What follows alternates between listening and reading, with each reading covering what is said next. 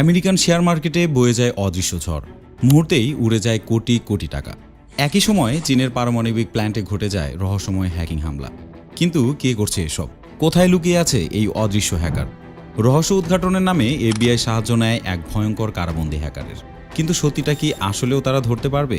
তারা কি খুঁজে পাবে সেই হ্যাকারকে? বন্ধুরা, আজকের এই গল্পের রহস্য থাকবে পাতায় পাতায়। তাহলে দেরি না করে চলো শুরু করা যাক আজকের এই রহস্যময় হ্যাকিং থ্রিলার গল্পটি। And welcome to my channel movie network. গল্পের শুরুতেই আমরা হংকংয়ের একটি পাওয়ার প্ল্যান্ট দেখতে পারি, যেটা কিনা হ্যাকার তাদের শক্তিশালী সফটওয়্যারের মাধ্যমে হ্যাক করে ফেলেছে। তারপর তারা সেখানে কুলার সিস্টেম বন্ধ করে দেয়, যার কারণে পাওয়ার প্ল্যান্টটি অতিরিক্ত গরম হয়ে ভয়ঙ্করভাবে বিস্ফোরিত হয়। এই বিস্ফোরণের পরে সেখানকার আর্মি সহ বড় বড় কর্মকর্তা একটি মিটিংয়ের আয়োজন করে। সেখানে আমরা ক্যাপ্টেনকে দেখতে পারি। ক্যাপ্টেন আইটি সেক্টরে খুবই এক্সপার্ট ছিল। আর্মি কর্মকর্তারা তখন ক্যাপ্টেনকে জিজ্ঞাসা করে কিভাবে এই বিস্ফোরণটি হয়েছিল। ক্যাপ্টেন তখন তাদেরকে বলে কিছু হ্যাকার রেড নামক একটি সফটওয়্যার ব্যবহার করে পাওয়ার প্ল্যান্টটি হ্যাক করে ফেলেছে এবং তারাই এই বিস্ফোরণের পিছনে জড়িত। আমাদের প্রত্যেকটা সিস্টেম এতটাই পুরনো ছিল যে হ্যাকাররা খুব সহজেই পাওয়ার প্ল্যান্টটিকে অ্যাক্সেস করে ফেলেছিল। তখন আর্মি কর্মকর্তারা আবারও জিজ্ঞাসা করে যে এই হ্যাকারদের ধরা সম্ভব হবে কিনা। ক্যাপ্টেন তখন বলে আমরা যদি সেই রেড সফটওয়্যারটি ব্যবহার করি তাহলে খুব সহজেই হ্যাকারদের লোকেশন ট্রেস করা সম্ভব। কিন্তু এ কাজের জন্য আমাদের পাওয়ার প্ল্যান্টে থাকা হার্ড ডিস্ক প্রয়োজন।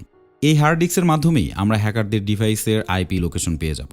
কিন্তু এই মুহূর্তে বিস্ফোরণের কারণে পাওয়ার প্ল্যান্টটি এতটাই গরম ছিল যে সেখানে পৌঁছা কোনোভাবেই সম্ভব ছিল না। এরপর এই কাজে এফবিআই টিম তাদেরকে সহযোগিতা করতে এগিয়ে আসে। তারা ক্যাপ্টেনকে কিছু কোড মেইল করে। কোডগুলো দেখে ক্যাপ্টেন খুবই অবাক হয়ে যায়। তারপর এটি নিয়ে তার বোনের সাথে সে কথা বলতে থাকে। সে বলে এফবিআই আমাকে কিছু কোড পাঠিয়েছিল, যেগুলো ডিকোড করতেই আমি বুঝতে পারলাম যারা আমাদের প্ল্যান্ট হ্যাক করেছে তাদের গ্রুপের নাম ব্ল্যাক হ্যাট। এমনকি তারা খুবই শক্তিশালী হ্যাকিং গ্রুপ। আর এই মুহূর্তে যদি আমরা তাদেরকে না থামাতে পারি তাহলে তারা পুরো পৃথিবীকে তছনছ করে ফেলবে। এই কাজের জন্য আমার এমন একজন প্রয়োজন যে কিনা সফটওয়্যার সম্পর্কে খুবই ভালো বুঝবে, এমনকি তাকে চোখ বন্ধ করে যেন আমি বিশ্বাস করতে পারি। এই কাজে একমাত্র তুমি আমাকে সাহায্য করতে পারবে। ক্যাপ্টেন তার বোনকে অনেক বোঝানোর পরে সে এই কাজে সাহায্য করার জন্য রাজি হয়ে যায়। ওদিকে হ্যাকার গ্রুপ একের পর এক হ্যাকিং চালিয়ে যাচ্ছে। তারা শেয়ার মার্কেটেও উল্টাপাল্টা কাজ করা শুরু করেছে।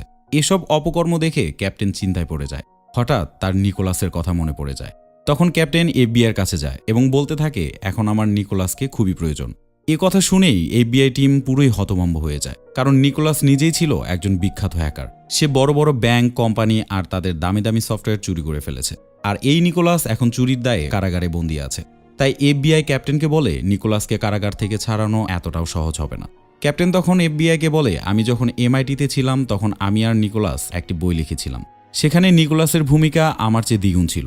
এবার পাওয়ার প্ল্যান্টের সেই হ্যাকারগুলো এই বইটি পড়েই হ্যাকিংয়ের কাজ শুরু করেছে। আর এই হ্যাকারগুলোকে থামাতেই তাদের চেয়েও তেজি এবং বড় একটি হ্যাকার আমাদের খুবই প্রয়োজন। এই বিষয়ের জন্য নিকোলাসের উপরে আর কেউই হতে পারে না। এরপর নিকোলাসকে কারাগার থেকে ছাড়ানো হয়। তারপর সে ওই হ্যাকারদের খুঁজতে রিসার্চ শুরু করে। এর মধ্যেই সে রেড সফটওয়্যারের মাধ্যমে একটি ফাইল ওপেন করে। সে সেখানকার স্টাফদের জিজ্ঞাসা করে এমন কি কেউ আছে যে কিছুদিনের মধ্যেই তোমাদের এই জবটি ছেড়ে চলে গেছে? তখন সেখানে থাকা একজন জানায় হ্যাঁ, একজন আছে, যে কয়েকদিন আগেই চাকরি ছেড়ে চলে গেছে। এরপর নিকোলাস আর অফিসের কিছু স্টাফ মিলে সেই লোকের বাড়িতে যায়। সেখানে গিয়ে তারা দেখে অতিরিক্ত ড্রাগ নেওয়ার কারণে সেই লোকটি মারা গেছে।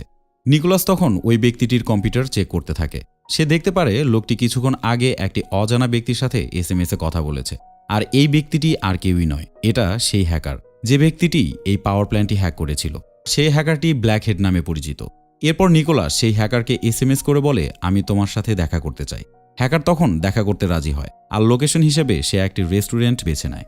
বন্ধুরা, নিকোলাস তো জেল থেকে ছাড়া পেয়েছিল, কিন্তু সে পুরোপুরি মুক্ত ছিল না। অর্থাৎ সে রীতিমতো পুলিশদের নজরেই ছিল। এমনকি নিকোলাসের শরীরে একটি ট্র্যাকার লাগানো ছিল, যার মাধ্যমে পুলিশরা নিকোলাসের লাইভ লোকেশন দেখতে পারত। নিকোলাস এফবিআইকে শর্ত দিয়েছিল সে যদি হ্যাকারদের ধরে দিতে পারে তাহলে তাকে পুরোপুরি মুক্তি দিতে হবে।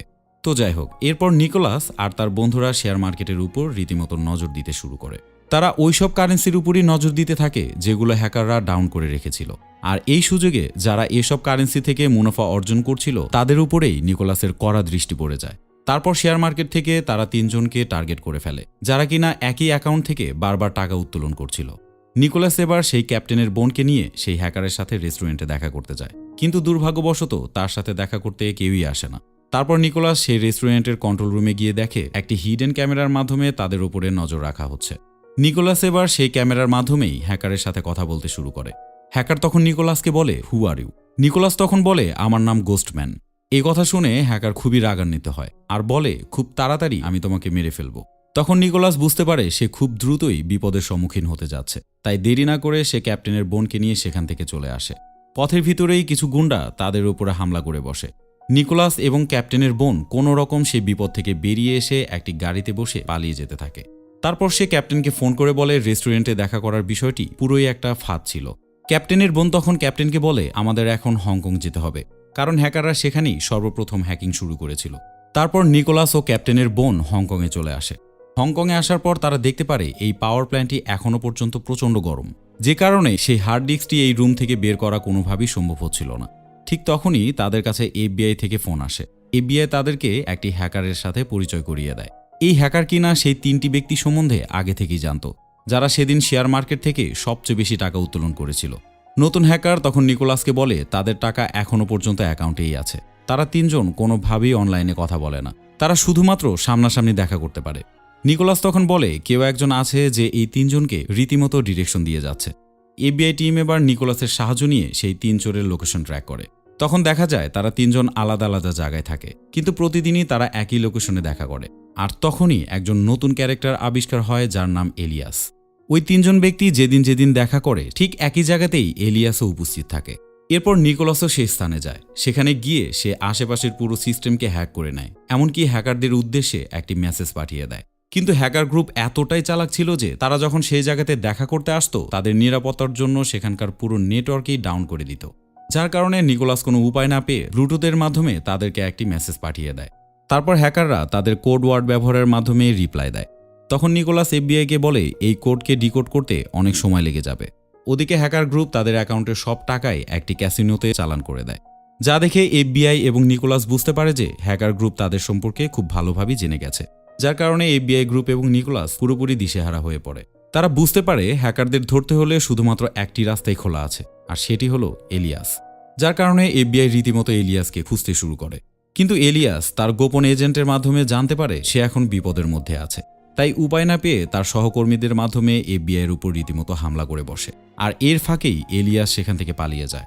অন্যদিক থেকে খবর আসে পাওয়ার প্ল্যান্টটি মোটামুটি ঠান্ডা হয়ে গেছে, তাই নিকোলাস দেরি না করে খুবই দ্রুত সেখানে উপস্থিত হয় হার্ড ডিস্কটি সংগ্রহ করার জন্য, কারণ এই হার্ড ডিস্কের মাধ্যমেই হ্যাকারদের ধরা সহজ হয়ে আসবে।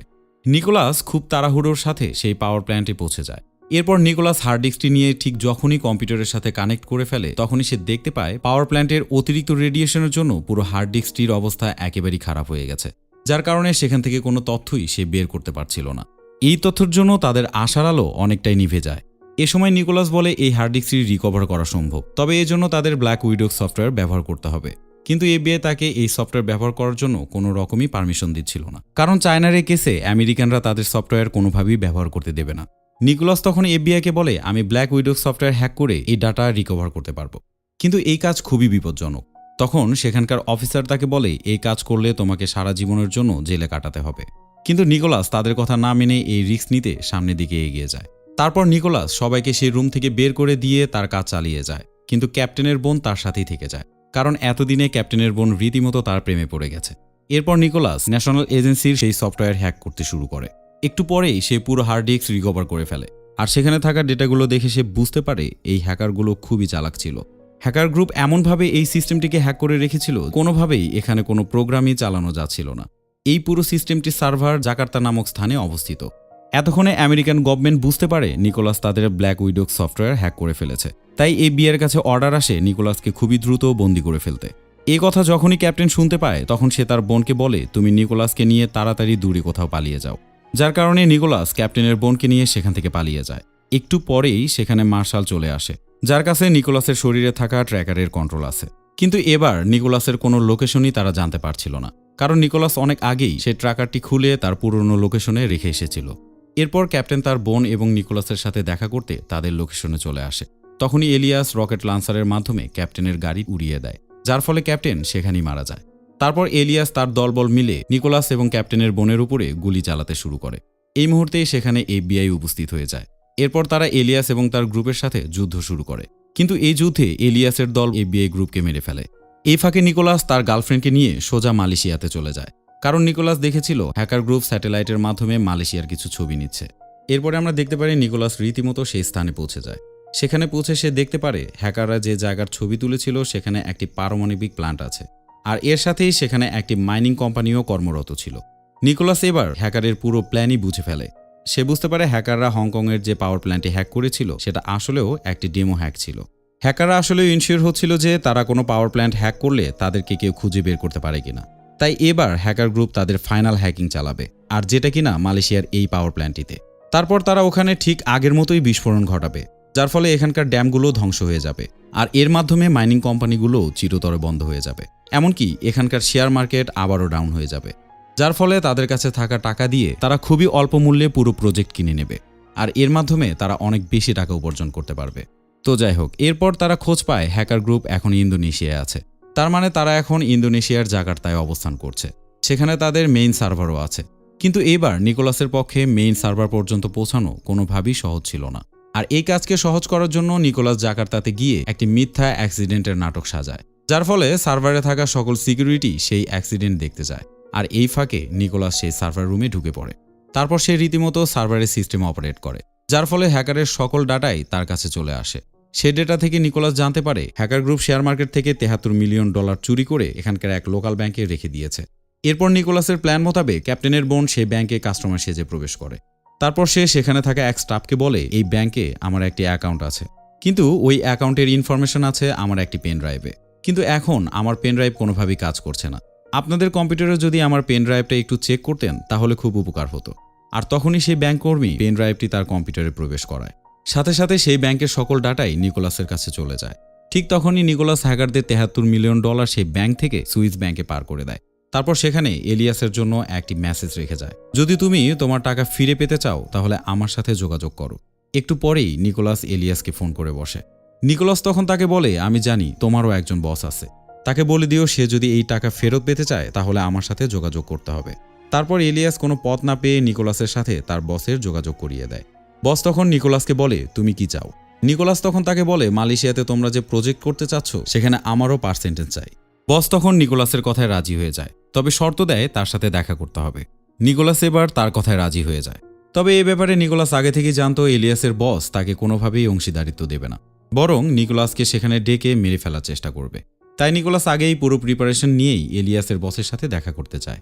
সেখানে যাওয়ার পরেই এলিয়াস নিকোলাসকে গান পয়েন্টে নিয়ে নেয়। আর এই সেই এলিয়াস যে ক্যাপ্টেনকে বন্দি উড়িয়ে দিয়েছিল। এই সময় নিজের বন্ধুর হত্যার প্রতিশোধ নিতে নিকোলাস এলিয়াসকে মেরে ফেলে। তখনই এলিয়াসের দলবল নিকোলাসের উপর উড়াধুরা গুলি চালাতে থাকে। তবে এই সময় নিকোলাস সেখানে থাকা সবাইকে মেরে ফেলে। ঠিক তখনই তার সামনে ব্ল্যাক হ্যাট চলে আসে, যে ছিল এই পুরো মাস্টার মাইন্ডের জনক। ব্ল্যাক হ্যাট এবার নিকোলাসকে মারতে মারতে পুরোই আধমরা করে দেয়, কিন্তু সাহসী নিকোলাস আবারও ঘুরে দাঁড়ায়, এমনকি একটি ছুরি দিয়ে ব্ল্যাক হ্যাটকে মেরে ফেলে। এরপরে আমরা দেখতে পারি নিকোলাস ক্যাপ্টেনের বোনের কাছে যায়, আর সেখানেই তার ট্রিটমেন্ট শুরু হয়। এবার পুলিশও তাদেরকে মুক্ত করে দেয়। তবে হ্যাকারদের $73 মিলিয়ন নিকোলাসের অ্যাকাউন্টেই থেকে যায়, যা দিয়ে কিনা তারা দুজনে খুব সুন্দরভাবে জীবনযাপন করতে পারবে। আর এই সুন্দর মুহূর্তের মধ্যে দিয়েই এই মাস্টার মাইন্ড হ্যাকিং মুভিটির সমাপ্তি হয়। বন্ধুরা, আশা করি তোমাদের গল্পটা খুবই ভালো লেগেছে। যদি ভালো লেগে থাকে তাহলে অবশ্যই কমেন্টস করবে, এমনকি চ্যানেলটিকে সাবস্ক্রাইব করে আমার পাশেই থাকবে। তাহলে আজকের বারে এখানেই বিদায় নিচ্ছি, দেখা হবে পরবর্তী ভিডিওতে। ততক্ষণে ভালো থাকো, সুস্থ থাকো, আল্লাহ হাফেজ।